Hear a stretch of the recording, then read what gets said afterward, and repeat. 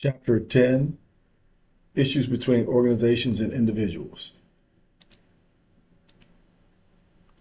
LOs, a modern or the legitimacy of organizational influence, how rights to privacy are interpreted, basis for discrimination at work, using discipline to change behaviors, quality of life, work life, job enrichment, pros and cons, mutual individual organizational responsibilities, whistleblowing, pro-social behavior.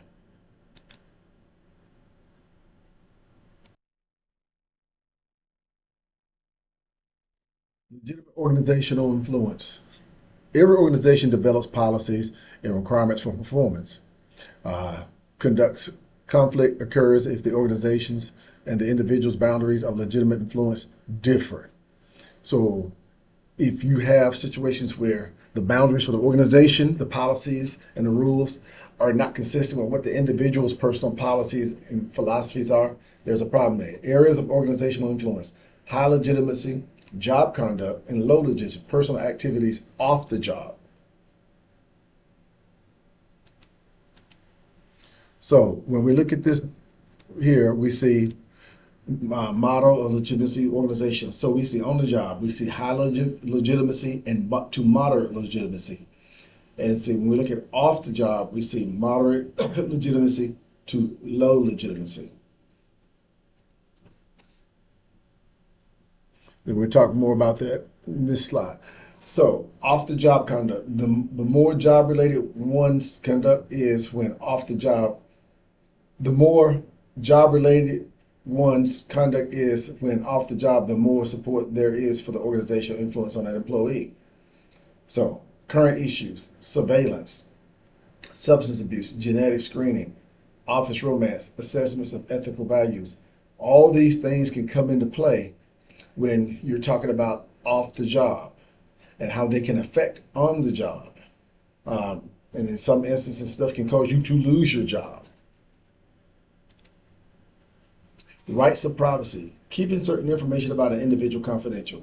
Areas that employees and customers and others believe should be off limits: religious, political, and social beliefs, personal acts and conversations, non-business locations, and personal use locations. So people believe that, you know what, when you work for somewhere, they believe that, you know what, maybe my employer has a right to certain information, but there's some things that should be off limits. Because if you think about it, they have no bearing on your job. For instance, what your religion is, what your political beliefs are, who you hang with, what social circles you run in, and what type of places do you frequent. What does that have to do with whether or not you can do a good job? Now, keep it in mind, I'm talking about places not illegal or anything like that, but things in general for most people. Business activities that may involve employee rights and privacy. So, depending upon what types of jobs you're applying for, it could be lie detectors, personality tests, location trackers, medical examinations, treatment of alcoholism, monitoring employees' lifestyles, treatment of drug abuse, surveillance devices, computer databanks, confidential records, genetic screening, biometric data, inquiry into personal relationships. So if you think in terms of, if you consider jobs like with law enforcement, the federal government, state government, the military, those are going to be, some people consider, more invasive into your background than just working in civilian jobs. But even with those, some of these things will still come into play, depending upon where you work. Policy guidelines related to privacy. So you have relevance, recency, notice, fiduciary duty, confidentiality, due process, protection of the psyche. So you think of things as like, how relevant is something that you talk about? You know, the relevance is something that you do. Does it relate to things at work? Recency, when did it happen? Notice, someone's provided notice of certain type of activities. Fiduciary duty, if you actually get called to jury duty or something. Confidentiality, policies related to what things can be kept confidential and what they cannot. Due process, in the event somebody gets in trouble at work, do they have a due process? Protection of the psyche. It's protection of the psyche and making sure everybody's mental welfare is what it needs to be, and policies towards that.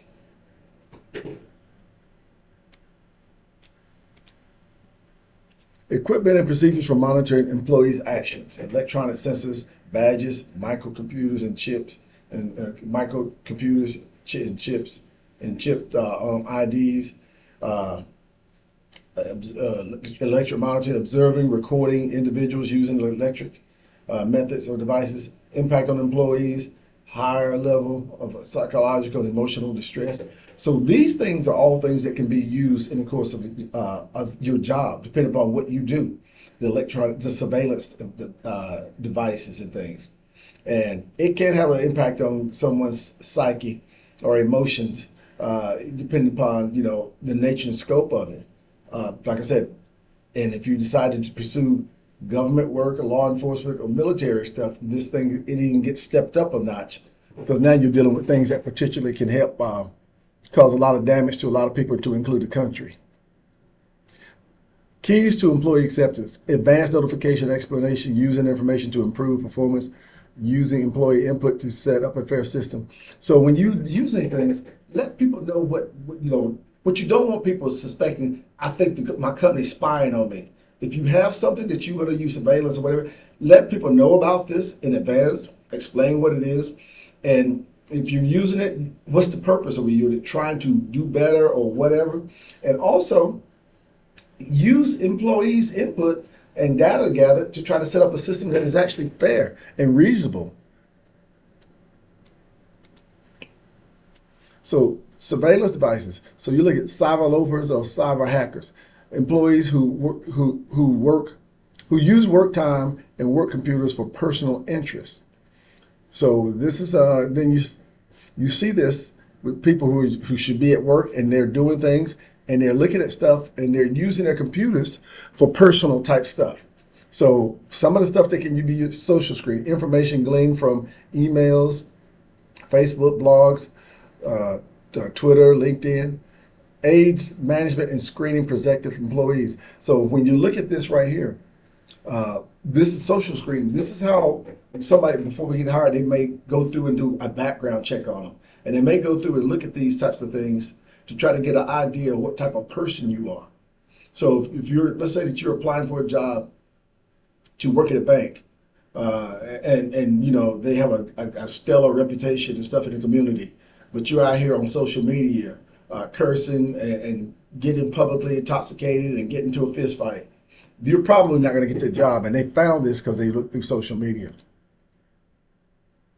Honesty test: attempt to get the respondents to disclose information about their previous or prospective honesty, referred to as integrity test. So we have two forms: overt tests, which inquire about attitudes towards theft.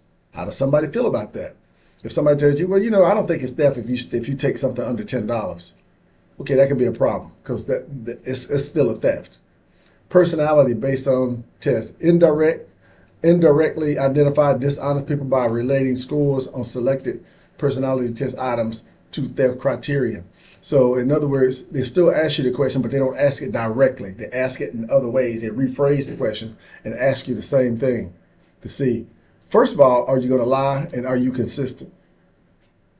Health issues and privacy: alcoholism costs employers an absentee, poor work, lost productivity, and increases health costs. So when you have people who have suffer from alcoholism and things, this is actually, it does cost a company. A company does lose that because they have somebody who's not capable of working all the time, and they may do poor work and lost productivity, and then they may end up with some health care issues that the company's benefits has to pay for. Drug abuse, consequences for organizations: employee theft and lost productivity, rise in employee absentee rates, and additional health costs. This is going to be the same with alcoholism and drugs, any type of substance abuse. And, Drug-Free Workplace Act requires some employers to create and distribute policies prohibiting drug abuse at work. So it depends on what type of job. Say, for instance, if you work in a plant and you drive a forklift, you cannot be using drugs when you're driving a forklift from hauling heavy equipment. So they would have a policy for that. Health issues and policy: drug testing objections, drug testing objections, false positives and negatives, and its impact. False positive and negative can be a serious implication because it can cause you to be terminated. And so these things you have to take into consideration when somebody's doing this, because is there an appeals process or something that goes along with this? Revelation of medical conditions that an employee may prefer to keep private. It's okay. There's some things you may want to keep private, but you may not be able to, depending on which job you apply for. Being watched while providing test samples.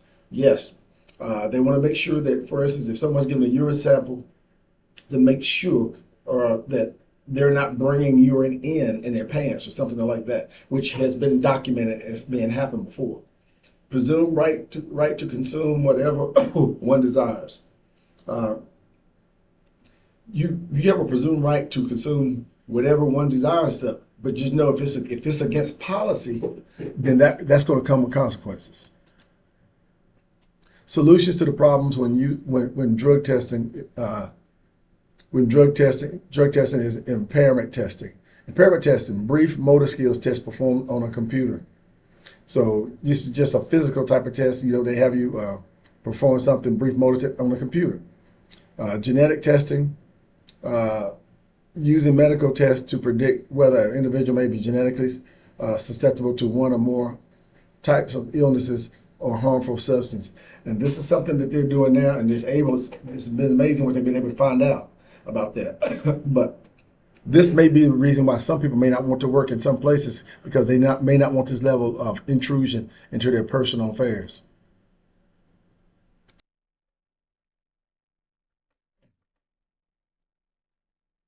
So when you look at genetic monitoring, identifies harmful substances in the workplace, examines the effects of the genetic makeup on employees, provides a basis for corrective action. So positive uses. Moving susceptible employees to safer areas, providing health warnings, and enable development of protective measures. So this can actually help when it comes to, if somebody might be predisposed to something, maybe not having them work in a certain area because of it may increase their health risk in a harmful way. So you can put them somewhere else. So that's a good thing. Negative, it can be used to discriminate based on results that impacts individuals' privacy and opportunity. So someone can use it in a negative way as well. To say, breast cancer runs in her family and stuff. I'm sure I want to promote her because she might develop breast cancer.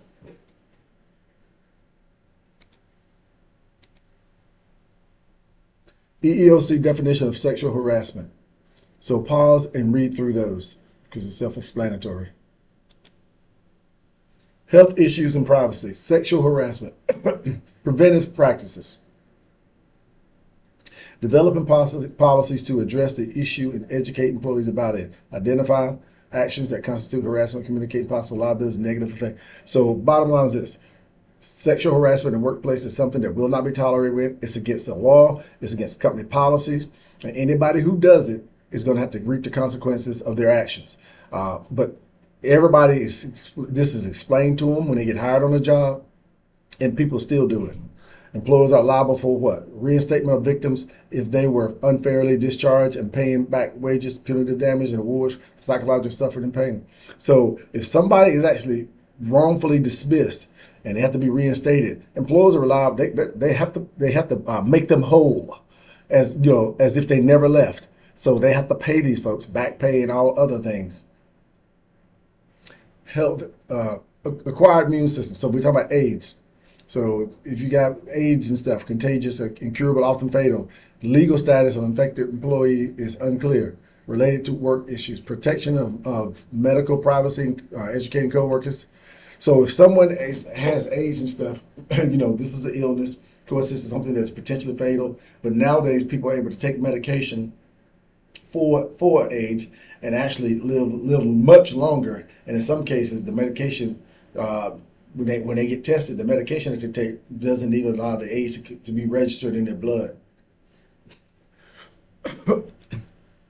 Discipline. Action taken to enforce standards, preventive discipline. So this is encouraging an individual to follow the rules to avoid infractions. So preventive discipline is getting people to understand, don't do this. If you do, this is what's going to happen. Corrective discipline is after somebody's done it. Now you have to go ahead and figure out what you're going to do, or look at the regulations and policy to see what type of discipline, what the discipline should be. Objective is disciplinary action. to reform the offender, to deter others from similar acts, and to maintain consistent, effective group standards. This is basically keep uniformity in the workplace, meaning everybody, if 10 people do the same thing, they all get treated the same way, and nobody's different than anybody else. Progressive discipline, stronger penalties for repeat offenders. So, it's kind of like you've got somebody does something one time. Okay, their punishment, let's say 1 day without pay. 2 times, let's say now it's a week without pay. 3 times, now you decide that, do you want to terminate them? So it progressively gets worse. A progressive discipline system. So this is actually a good example of it. So initially you have like a verbal by a supervisor. Then next you have a written reprimand with a record and personal file. Next you have 1 to 3 days suspension from work. Next, suspension for 1 week or longer. And then finally, discharge for cause. So you see this person who went through this, if they went through this whole process, they had a lot of opportunities to clean up and straighten out, but they didn't. And so they ultimately get discharged. Quality of life. Favorableness or unfavorableness of a total job environment for people. Help organizations realize their responsibility to develop jobs and working conditions for people and the organization's economic health. So you see the elements: open communications, equitable reward system, concern for employee jobs, security and careers, caring, supervising, participation in decision making. So this is how people look at it. Basically, is it a balance? And you also hear work-life balance. A lot of times how it's stated between what you do and how you live.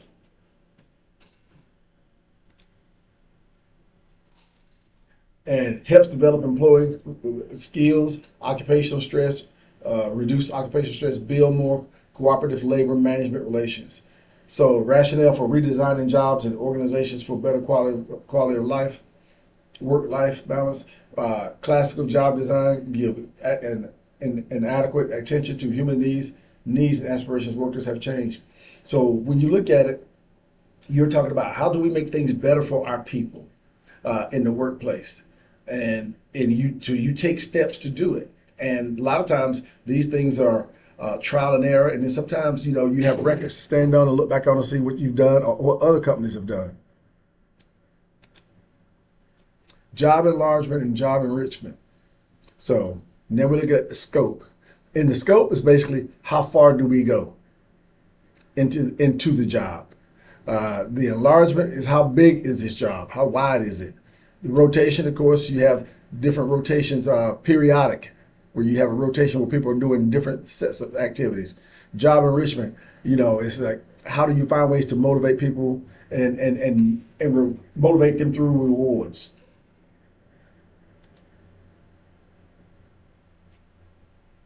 Difference between job enrichment and job enlargement. So if we look at higher, job enrichment, you see job enrichment, and enlargement. You see lower, you see routine job enlargement. So when you look at it, job enrichment is, again, it's about how do you keep motivated people and get them to enjoy doing what they're doing. And you look at the job enrichment and enlargement. So it goes hand in hand. Now, if you look down at the bottom, you got routine duties, but then you have job enlargement. But this is where people may not be enjoying what they're doing, not motivated stuff. And then you increase the job, make it larger and stuff. And so that's going to be a little problematic. Benefits of job enrichment merge in 3 areas.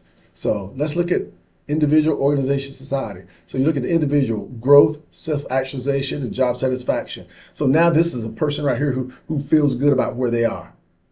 Organization: intrinsically motivated employees, better employee performance, less absentee and turnover. So with organizations, particularly for profit organizations, it's always about the bottom line is money. People coming to work, doing good work, getting good results, not laying out, not calling out. All these things are good for the organization. So it's kind of like, hey, if you treat people good, they'll be good to you. Society, full of human resources, more effective organizations. So in society, you find more human resources and stuff out there that can help not only just the businesses, but also the employees. And there's plenty of them out there. And so when you bring these all together, you're talking about job enrichment benefits right there.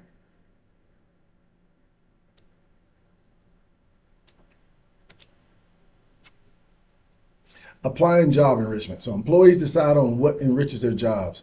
If maintenance factors decline during an enrichment program, employees will be less responsive to the program. Not all employees will choose enrichment jobs given the option. Contingency relationship exists in terms of different job needs. So when you're putting these employment enrichment opportunities out there, everybody won't take advantage of those. Some people will and some people won't. It's just how it is. And you just have to live with that. And then, there's always, if you have a program out there and it's not being properly ran or managed, and it goes down, starts to go down, then people will start to lose interest. How core job characteristics affect work outcome through 3 psychological states. So when we look at the psychological states, we see core dimensions, we see direct effects, and we see work outcomes. So when we look at the core dimensions, we see we have a skill, variety, task, identity, task, significance, autonomy, and feedback. That's your core dimensions. That's the foundation right there. Your direct effects is how it's perceived by people. And you see a perceived meaningfulness, perceived responsibility, perceived knowledge of results. And then here's the work outcomes that you're looking at. Improved performance, heightened satisfaction, reduced absenteeism and turnism. So this stuff is interconnected. Enrichment increases motivation. Enriched jobs increase motivation provided that employees have adequate job knowledge and skills, desire to learn, grow, and develop, are satisfied with their work environment. More enrichment attempts have been conducted in manufacturing operations. So when you look at these enrichment opportunities, there's in order for them to work, there's a few things that must be in place. People have to have, first of all, they got to know their job, got to be able to do the job, they got to have enough knowledge and the skills to be able to do it. Here's where this is not the company now, this is the individual employees. They've got to want to, enrich and grow and go. And, and if they're satisfied where they're working at stuff, and they most likely will. And because manufacturing operations is always really where you it's kind of like it's easy to measure people's performance. So they're always conducting these types of endeavors to try to figure out how to be better and more efficient. Social cues affect perception. Social cues, subtle bits of positive and negative information workers receive from their social surroundings. So if people have social surroundings that tells them that, well, their company's bad and their company's doing bad things or whatever else, people pick up on that, especially if it's coming from members of the family in their own community. Social information processing, using social cues to arrive at one's own perception peers. So suggest which job characteristics really count, offer relatively weighting of each core dimension, provide clues about their own judgments of these dimensions. So when you look at that, you got to take into consideration how people think and feel, get them involved and suggest which characteristics really count and offer some weight to it, and let them use to exercise their judgment also.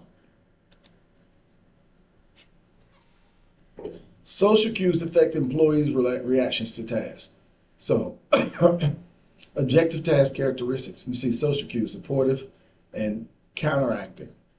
Perceived task characteristics, employee attitudes and behaviors. So you see how that goes from how objective task characteristics and then the social cues come into play, and those together help shape what someone's perception is, and the perception is what shapes their attitudes, and the attitudes is what drives the behaviors.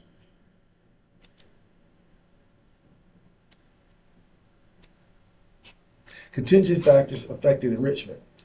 Very high cost in relation to rewards. Okay, you're asking me to do something, and it's I feel like it's a high price for me to pay just to get this type of reward. Some workers will not want an enriched job. Some workers just content, and they'll just want to stay exactly where they are.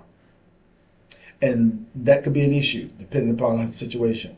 Affects pay relations. Okay, the relationships and stuff that we have when we pay people. How do we pay people? What do we pay them, and what do we base it upon? Expensive equipment that are inadaptable. Okay, We purchased some equipment a while back, and now 5 years later, it's obsolete. And technology is advanced, and now we have to replace it more. Production system becomes unbalanced.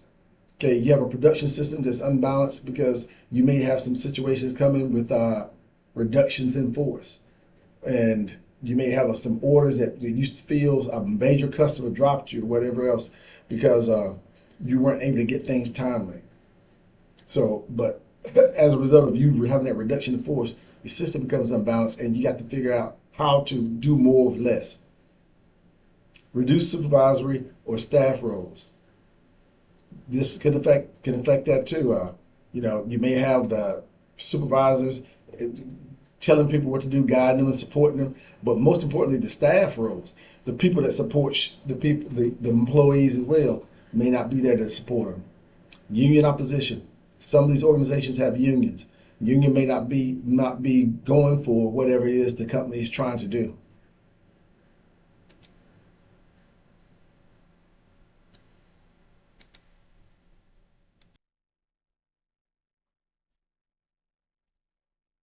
Organizational citizenship. Organizational citizens. Employees who go beyond their job descriptions and engage in positive social acts that benefit others. And see the categories like you're helping others, civic virtue, sportsman courtesy, conscientiousness, organizational loyalty. These are the people you would consider to be the good Samaritans in an organization. Like I said, if they saw something wrong, whatever else, they would fix it. If they saw somebody needed some help, they offer. If they saw trash in the parking lot, they'd pick it up.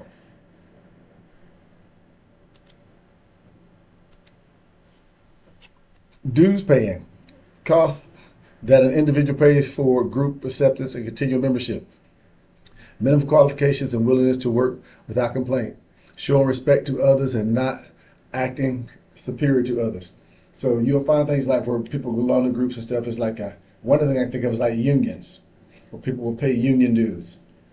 Uh, they have to, you have to be at a certain job with a certain company, and willing to work without complaint. Uh, and of course, the unions have to respect all members within the union. Perform at above average level, spending appropriate amount of time on the job. And so we look at over time, persons earns credits that can be cashed in when necessary. So with some organizations, by doing certain things, you can earn credit, and you can use that credit. You can cash it in at some point in time.